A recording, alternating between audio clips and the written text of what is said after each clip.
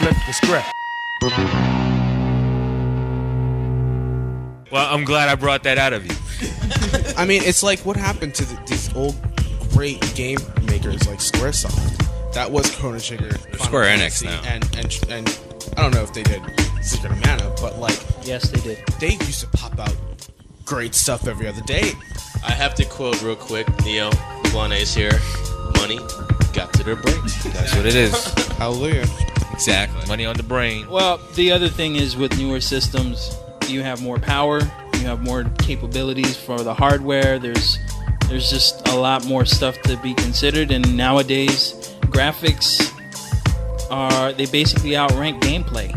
And stands for a few games here and there. It's not like that's not all across the board, but for the most part, if the game looks pretty, then everybody's happy with that, and that doesn't necessarily point out to you that it's a good game. And back when the games weren't as pretty, and there weren't as many capabilities and stuff, you really tended to actually concentrate more on whether you could actually beat the game or get good at the game with practice.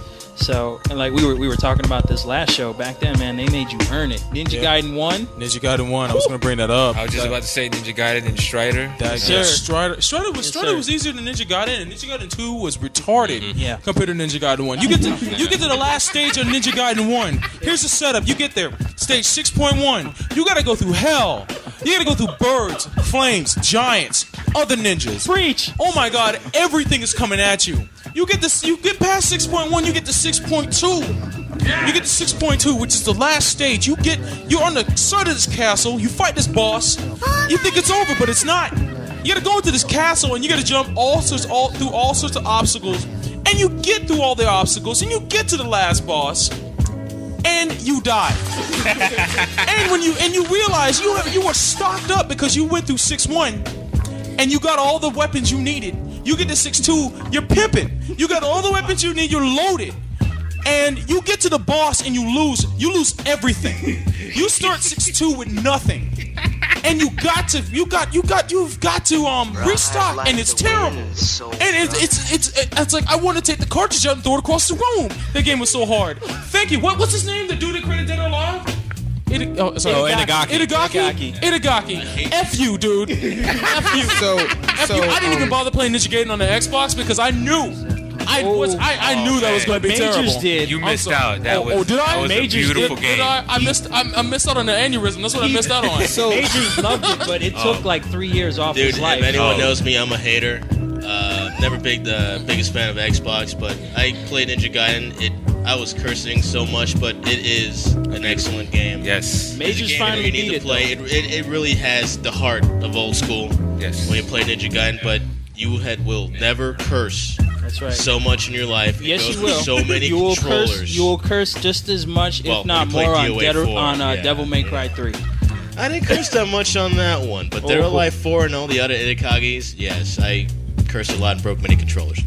So I hope that glass of port shatters in your hand. So bro, I mean, how long ago did you play that game? Actually, I didn't beat Ninja Gaiden until 1996. And you've been holding on to that hostility for that long? Oh God, I couldn't beat the game. I put it up. I gave it back to my friend. I was done. I mean, and I went back to the game when I worked at Cybertron.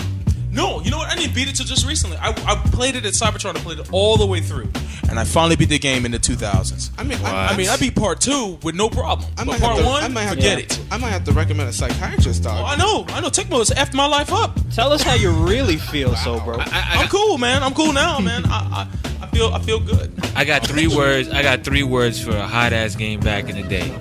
Double Dragon 2. Yes, sir. Yes, sir. Yeah. Yes, sir. That's what I'm talking about. Cyclone kick. When they put the cyclone kick in from jump. No, you know what was really cool about that one? With the sequence when you're in the helicopter and you're fighting, and every now and then the helicopter door would open up, and you had to keep from falling out of the helicopter. That's right. That was outstanding. I mean, that game, Double Dragon 3 wasn't bad, but Double Dragon 2, they hit it out the park with that one. You know what was great? Speaking of Double Dragon, Battle 2. We'll never tell us our favorite game. I did. Hopefully we will. We only, You guys have favorites? yeah, I know. Yeah, we we do. got to hear about everybody else's, but You know what was I'd have hard? to say quickly before Be my guest. we run out of time that between my favorite game, my three favorite games would be I would have got to to say pick Tecmo three. Super Bowl. Because I played football back in the day and all that, but the other one would be Mortal Kombat because I never sat there and lost more sleep than playing that stupid game. And oh my god, ABACAB. that and the other one that I loved playing a lot too was Sonic on the Genesis. I love that game just for the speed and just for just the pure enjoyment of just doing whatever you could do in that. First one you can become Super Sonic. Sonic 2. Sonic 2. And I remember that Yeah. code too. Yeah. You just know all the codes, don't you? Yes, actually, Yeah. I do. Game facts, buddy. My Game facts. Yeah, exactly. No, I just remembered a photographic memory. It's a curse. So I mean, that would be my three. Well, I'm not going to do so much as my three favorite games, but I'm going to do my favorite game from each era, which is the three different eras, 8, 16, and 32. All right. I could talk about fighting games all day, but I'm gonna leave them all out. Wow! Stop. All right, did I become Mr. Explanation? No, it's all right, again? man. Go for it. Go for it. All right, my favorite game from the 8-bit era. God, I mean it's hard to really decide, but I'm leaning towards Mega Man 2.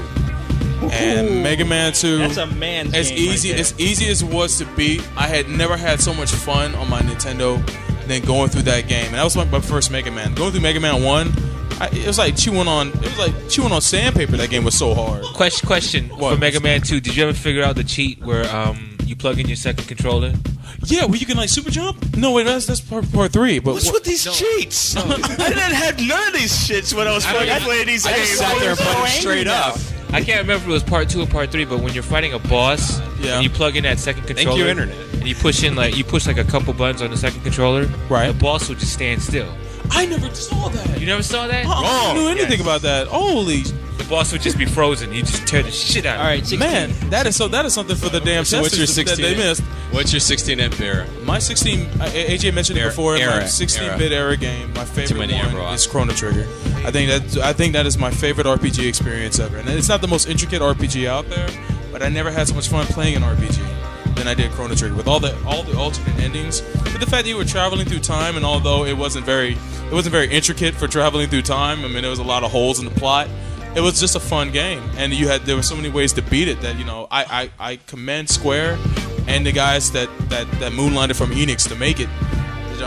I commend them fully. I wish they'd make a sequel, but you know what? Some games are best left without a sequel. Well, that would be Chrono Cross. Well, I don't consider that a sequel, But but you know that's a what? whole It's kind of other a separate debate for game. later. The first, Chrono Trigger, the first time playing that through, and you steal the bread or whatever, you steal the food, you have no idea how it's gonna ruin your Oh, yeah, court when you case, get put on you trial? slay it on Steal trial. You go on trial? Man. For stealing It's been bread. a long time since I played this game. That's what I'm saying. Wow, I can't remember any of this stuff. Yeah, 'cause, 32. 32-bit, chalk it up between the PlayStation and the Saturn. I was a big fan of the Sega Saturn. I don't think this is my favorite game, but it's a hard question, but it's the game that comes to my mind. Devon mentioned Treasure a while ago.